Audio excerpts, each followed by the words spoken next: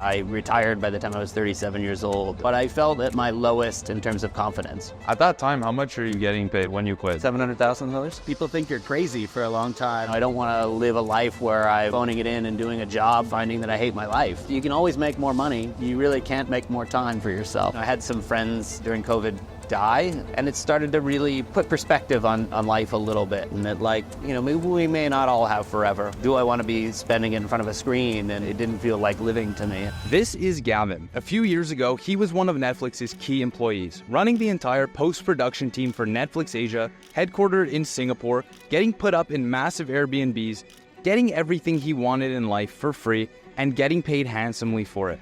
Today, Gavin lives out of his backpack. With just his laptop, he is any ordinary guy, and he made this change at a huge time, in his mid-30s. Today we meet Gavin in India, his next stop, to talk about why he did what he did, and to find out the lessons about life he has learned since taking that risk. Probably the biggest moment, just from when we've met, about me knowing your story and everything, is when you quit your Netflix job. I'd love to know what happened before that and how did you get to that point? I mean, it started early on. I decided not to go to college. I was kind of homeschooled throughout most of my life. I had made movies all the time when I was growing up and just kind of felt like it was a natural fit for me to go try my hand and see if I could get into that industry. And ultimately led me into being a post-production producer, kind of overseeing edits and creative of post-production on shows like Nip Tuck, Suits, Covert Affairs. It's all about your network. It's all about the people you've worked with before. And so one of the companies that we merged with, one of the sort of senior business leaders of that company, when I left, he called me and said, "Hey, I have this job. It's in Singapore. Would you want to go up for this?" And you said, yeah, obviously. Yeah, I mean, it was quite a process to get the job. I think I did 14 interviews or something for the job over the course of a couple of months. But I got offered the job. I was the director of post-production for Asia Pacific. The money was good. Netflix is really good about paying top of market. Can I ask how much that was? Yeah, I guess so. Yeah, it was about $500,000 a year with stock options and all sorts of perks and things that go along with that as well. I had an apartment in Singapore. I was there probably 5 to 6 months of the year. I was just on a constant trip. What's that life like? Yeah, it was crazy. I mean, it was great. It was, at the beginning, it was fantastic. I think it was what an opportunity, getting to go around, and you do get to kind of book wherever you want to go and, however you want to travel there, and you can stay at nice hotels, travel in business. So I want to ask you about that moment when you decided to quit, because it seems like life is going super well for you at that time, but I'm sure there's another side to it. I want to do it with a beer, though. Okay. Can I get a beer? Yeah. Okay. Let's do it. Awesome. You're getting put up in 5-star hotels. You got all the luxury going. Probably working on Squid Games. Yes. At that time, how much are you getting paid when you quit? So we're at $650,000, $700,000. Wow, that's crazy. You're doing well, you got everything going well for you. I'm curious on the personal motivations for quitting. I had spent about a year in Tokyo because I got trapped there. I was on a business trip and the whole pandemic started. I wasn't able to get back into Singapore. For a year, I couldn't get home to my things and my apartment and everything I had there. And it starts to wear on you being by yourself in a country. And I found myself sitting in front of this screen for the whole day, and I would go, get up, sit in front of the screen, go to bed, get up, sit in front of the screen. It started to feel very monotonous. I started to feel like, well, what is my life? What am I doing? And it felt like the right timing to change it up and do something new. I had some friends during COVID die, and it started to really put perspective on life a little bit, and that maybe we may not all have forever. Do I want to be spending it in front of a screen? It didn't feel like living to me. You're 37 at that time, though. You're giving up all your structure and going into the unknown. That part seems very crazy to me. When I got back from Japan, my clothes were moldy, my shoes were moldy. So I decided I'll just get rid of it all. I like the freedom of not having to think about my things as a means to make my decision. My stuff shouldn't be the framework for how I make a decision in life. I know it is for many people. What do I do with all my things? It feels like the tail wagging the dog, right? Yeah, so you live out of a suitcase now. 2 suitcases. So I have one small one a little larger. And every time I get something new, I have to get rid of something else. A lot of people find themselves stuck in life. You took action, you got out.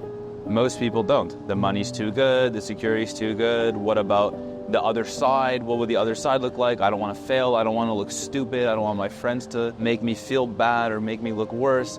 What is your take on that and your advice to people who are in that position?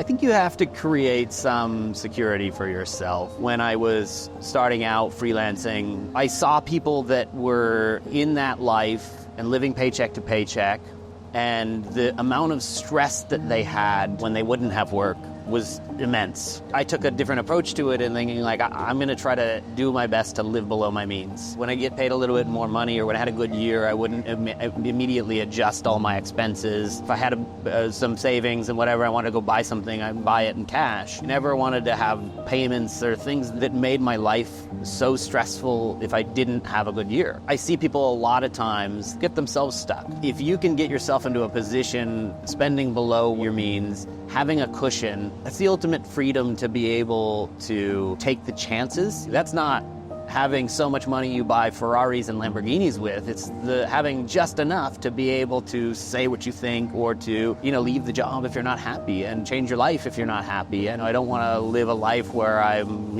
just phoning it in and doing a job, finding that I hate my life. You get to a point in life where the time value of things becomes more than your money value. Your time you don't get back. You can always make more money. You really can't make more time for yourself. What would be your career advice to someone just starting out, or even someone who's been in the workforce for a couple of years, who wants to do something that they're not doing? What would be your advice to them? I don't have kids, I don't have a wife, I don't have people that are dependent on me. I have a framework of decision that works for me personally, but oftentimes when you're young, you also are in that same situation, and it gives you the ability to take some risks. The money and things that I've made have come from the later portion of my life. I'm a big believer that if you're passionate about something, you're going to do it better. Finding that thing that you're passionate about, that you can also figure out how to make some money at, is one of the foundations of success. If my life ends up being just getting drunk and eating and whatever, it's the sort of empty pursuit, right? I really think we need to feel some sense of purpose. It doesn't have to be saving the world,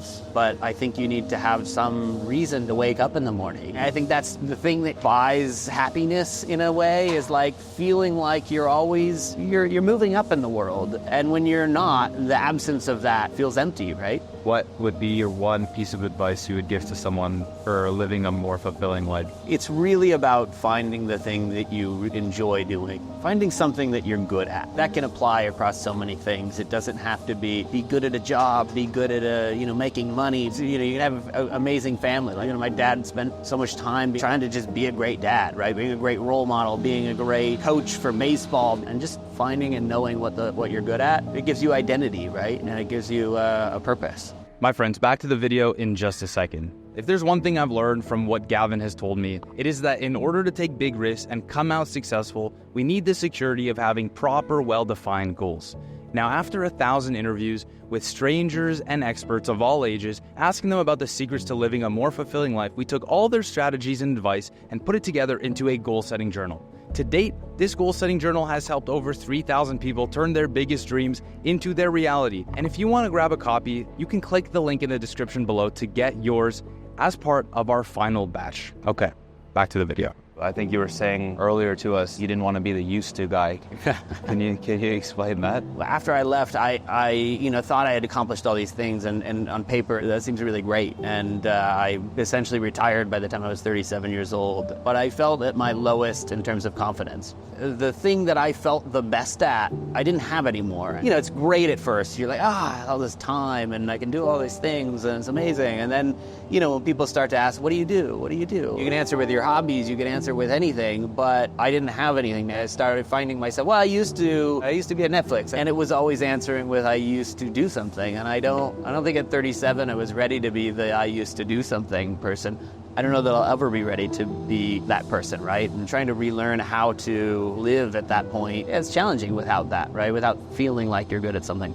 I don't know if you find this true now that you've lived it, but living a good life or a happy life actually doesn't cost as much as you think. I'm certainly fortunate to come from a country that I can get paid good money when I'm working. The difference in costs between the U.S. and outside of the U.S. is actually quite significant. I probably live on $50,000 to $60,000 a year US now. It's a lot less than when I was working at Netflix living in Singapore, and it's a lot less than my life in the US. In many cases, people think that my life is lavish and crazy and expensive. They go, wow, you're all over the place. How much is that? You must be like crazy rich. And like I said, by some standards I am, but most people, when they hear that that's all I spend, they go, oh, it cost me, $150,000 just to live in my city. Yeah, it's very different. I'd love to know what the other side looks like. So could you paint a picture for us of what your life now looks like, what it feels like? About a year and a half ago, I started a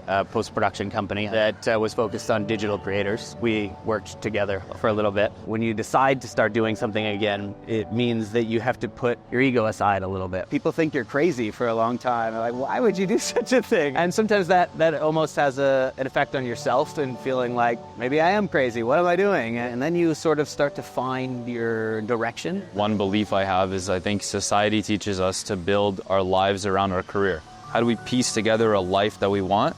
And then how do we figure out a career that is suitable for that? You got to learn to find ways to make something a little bit on your own. Being resourceful and a little scrappy and figuring out, how do I take something that I'm good at and figure out how to make some money off of it? How do you live right now? What does your life look like? Can you paint a picture for us? I spent about 6 months of the year in Thailand. I like it there. I have a lot of friends, and I'm happy to be building a house there, which is really great. Which I will visit. Yeah. He's welcome. He's welcome. Yeah. Play your cards. I will see.